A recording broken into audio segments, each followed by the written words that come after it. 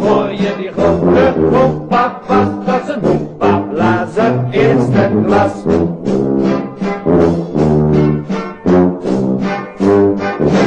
Hey, luister die grote hoepa vast, doe de schepje erop en geef vol gas.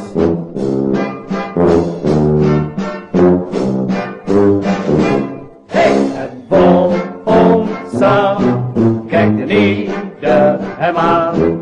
Waar haalt die vent zoveel adem wel vandaan? Het hele orkest is in zijn sas met die grote en mooie hoepa-bas.